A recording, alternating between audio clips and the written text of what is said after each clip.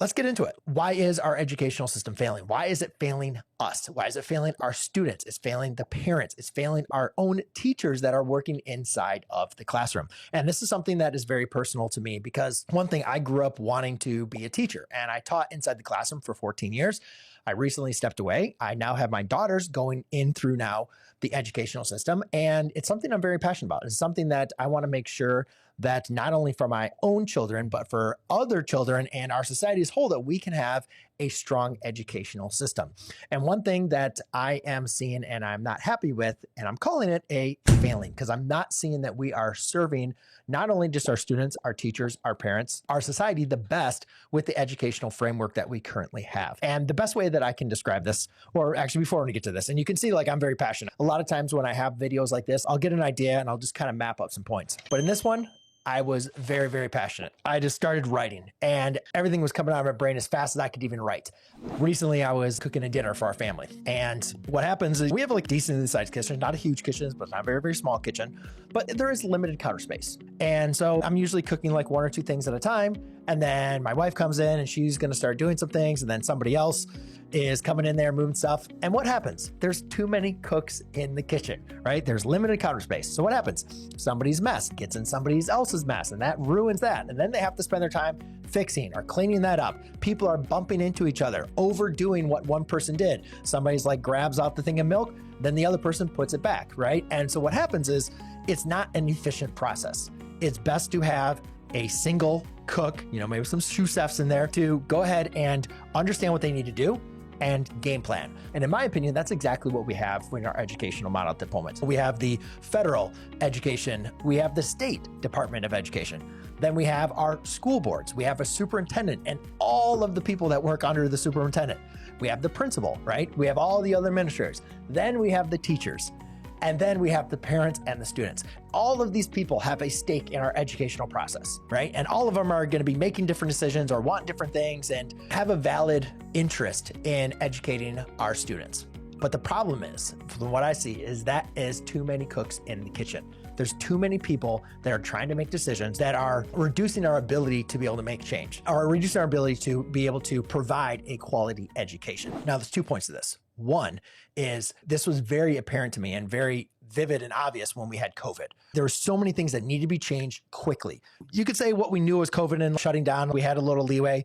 But if you look at how our school systems were able to react, going immediately online and dealing with all the safety with students, you could say schools did a good job, but it was very, very difficult. It was a very slow moving process, I think, across the board compared to if we had something that was a little bit smaller, be able to certain smaller like restaurants or businesses or everything else, they were able to pivot much, much quicker, where our educational system was very, very slow. Because again, it's also very archaic, right? I mean, we've been doing the same educational model for years and years. And the only way something like that is going to change when you have such a big bureaucracy, as I mentioned, from the federal, right, to the state, the school boards, is something like COVID, which kind of shoots this jolt into, oh crap, this model is not going to work right now. We need to change things.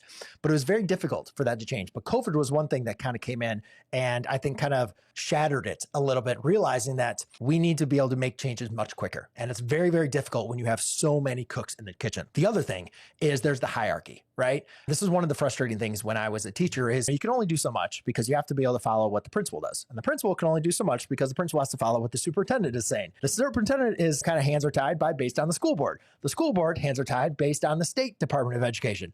The state Department of Education is kind of hand tied because of the federal Department of Education. And that makes things very, very difficult to be able to do things, or as I mentioned, change things, right? Everybody kind of feels like they're hand tied or they're constantly having to follow through whatever the rules for the people above them. I'm going to go through a whole litany of points that the reasons why education is failing us and some ideas that we can go through. But number one is just retaining high quality teachers. Yeah, give them the authority and the autonomy to be able to run their classrooms. Because here's the thing, it doesn't take a rocket scientist to recognize when you have a good teacher.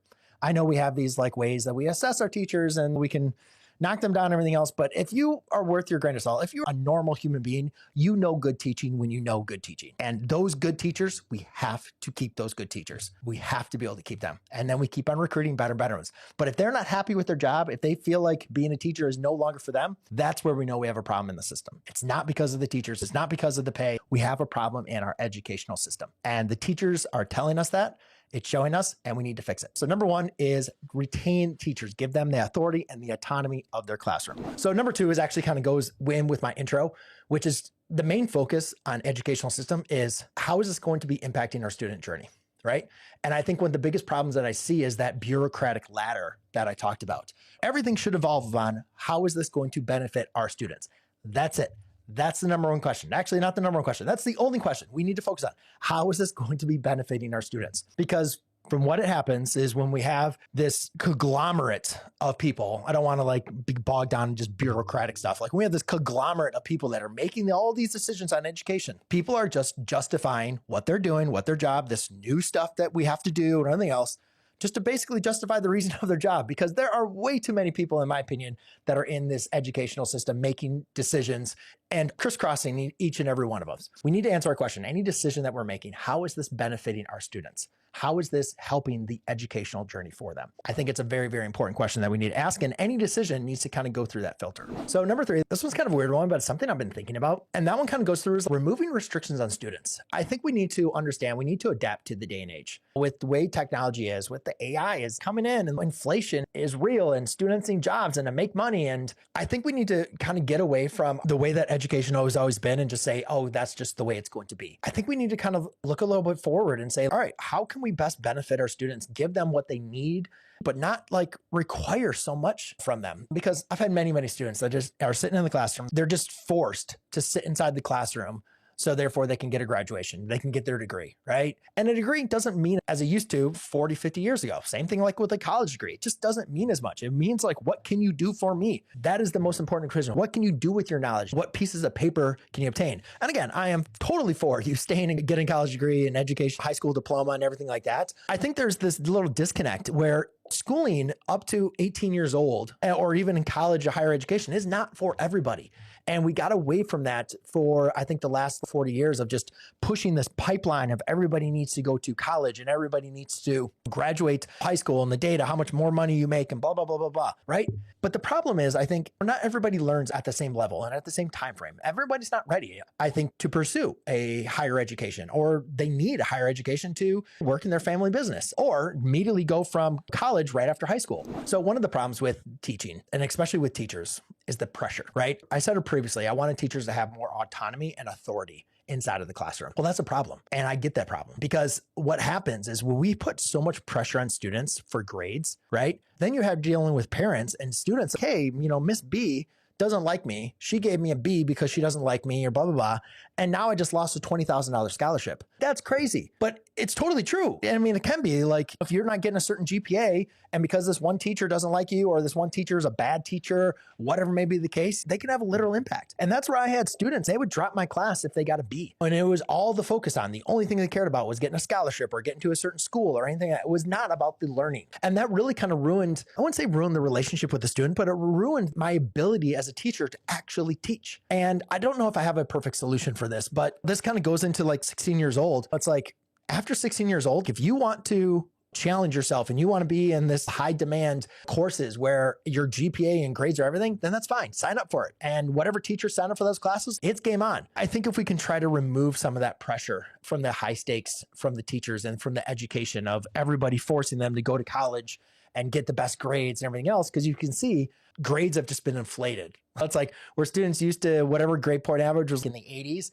and now everybody's so much higher. And it's not so much that everybody's smarter, but there's so much more pressure for teachers from parents and students to be able to get better grades. And you can kind of see how things have been directly or maybe indirectly inflated in that regard. My last couple of years of teaching, I recorded every single lesson, I put it online, and you can see that's how many of you know of me. My lessons are all online. And I think one thing too, that we need to be more transparent for parents and with teachers as far as what lessons and everything else that we are teaching and they are bringing to the classroom. I don't think everybody needs to go on YouTube and provide their lessons, but well, let me say this. I hesitate a little bit as a teacher because I remember one time they wanted me to post all my lesson plans. And I'm like, oh, this is crazy. I'm not posting my lesson plans. It's just going to be scrutinized. That's all it happens. You post it and then it just gets scrutinized. So I don't want to do anything that's going to cause more work from teachers. I want teachers to teach. I don't want them to be worried about being scrutinized for what they're teaching, how they're teaching, and whatever else. And again, I'm talking about math here. I'm just staying within the math realm. I know we can go into completely different topics in other courses. I'm sticking with math. I do think with police cameras and everything else, we've kind of grown in a society where those are some of the things we expect. And some of the things when we feel like we need questions, we kind of want to look at that video evidence. So I don't know. I'm starting to become a little bit more a proponent of like having videos in the classroom, either as documenting the teacher's instruction and literally having it available for a student if they did miss class, like they can actually literally watch it. Not so much as teachers walking around with body cameras. I think that's just weird. And also not something that's just post on YouTube like I used to do, even though I didn't show students, but having something where they would have access to at least seeing the content that teachers provided. So therefore, there is an educational benefit on there. And there is some transparency between the teacher, the student, and the parents. I don't think we can fix the educational model that we currently have unless we have parent involvement. Because I always talk about one of my parent conferences, whenever we're dealing with anything, I'm not a savior. I cannot fix everything for your child. And even sometimes your child, it's hard to overcome things. Or like parent, you want your child to be doing this, this, and this. It's a lot. It's called a trinity: the parent, the teacher, and the student. We have to be working together. And I think it's really tough for a lot of parents because how many times that I had parent conferences, the parents like, I had to take off work to meet with you for this parent conference. And I'm like, how do you expect your parents to be fully involved in their child's education? Which is almost sometimes feels like a part-time job in itself, especially if your child was like me when I was in high school. I didn't tell my parents anything. Everything was always fine. How do you expect parents to be involved if they're working full-time jobs and they have multiple kids and everything else? It's very difficult and it's very hard. So I don't have a perfect solution as far as getting parent involvement. I think it's really, really important for parents to meet the teacher and to have that dialogue. I feel like every parent should be at least be able to go to an open house, or they should be able to have a parent conference. And I don't know if that's something we should be treating the educational requirements from parents with their students, just like a sick day or a leave. But I would like parents to be able to have the opportunity where they can volunteer inside their students' classroom. They can go and have a parent conference. They can meet with the principal, meet with the counselor, or anything else, and not be penalized because it's tough. I mean, people are just trying to get by, and students need support. And the older they get, sometimes the more support that they need. And so I think if we can at least provide some open access to encourage more parental involvement, you're going to see that when parents are more involved in their students' education and decisions that are going on, I feel like that provides the students with a stronger foundation for success. I think that we need to have support for students, and parents is the number one support system because teachers can't do it all. So furthermore, to get that support, one thing I talked about at the beginning of this video was talking about all of the bureaucratic people that are all involved in the education. I think what we need to do is get away from having so many decision makers, as I talk about those cooks in the kitchen, and getting more high quality teachers that are inside of the classroom working with our students. Because I do believe the more teachers, the more touch points that students have with different teachers, not like in these huge settings of 35 kids to one teacher. That's crazy. What do you expect that student to be able to get from those teachers? But if you're able to increase the number of teachers, high quality teachers, reduce that student size, give them more interaction for learning, I feel like that is going to set us better up for success in the education. I just feel like we've grown so much that we've had so many other positions for a testing coordinator and all the different admin positions inside of a school. And in reality, guys, we just need more teachers. That's it. If we can focus on getting the teachers, focus on the students' education, I feel we're going to see a lot better results than creating all of these new positions that are going to do this, and this, but they're not going to get the results. And my last point that I'd like to bring up as far as fixing our educational system, our public educational system cannot make changes quickly. Know who can? Charter schools and private schools, because they run a lot leaner because their budget is not going through the federal budget. They have to be efficient as possible, not only with their money, but with the people that are running the operation. I'm not fully against having private schools and charter schools, but I'm not fully for them either. But I think my biggest thing that I hate to see when we are comparing public education to, private schools and charters is you can't compare them. You can't compare a model that is designed that has to teach for everyone. Compare it to a model where the charter schools and private schools don't have to accept anybody they need to. They get to choose, they can get to select who goes into their system. And it's not fair to compare the two. Public school, what I don't like is our public schools being shackled, I guess you'd say, by the federal, I would say the bureaucratic of public education, right? They can't make the changes. They can't operate like a charter school or a private school because they have to always constantly follow everything going up the ladder. So if we can remove the restrictions from all of the public school, still give them the funding, we still want the money, but remove a lot of those restrictions that our public schools have to deal with, they can actually operate and compete with charter schools and private schools. But for right now, it's very difficult for you to compare the success of a charter school or a private school compared to a public school. It's a completely different system. And it's an unfair system, in my opinion, because I am full proponent of public schools and actually all three of them being able to survive in our ecosystem. But we can't keep on restricting our public schools, not giving them the resources that they need to be able to adjust, to change, to operate as an educational system that our society needs. I hope some changes will be made. I highly doubt it. And therefore I might have to get a little bit more involved. So you might see more of these videos coming up on this channel. But if you enjoyed this video or you have any more other comments about how to improve education, then go ahead and post in the comment down below. And I look forward to seeing you in the next video.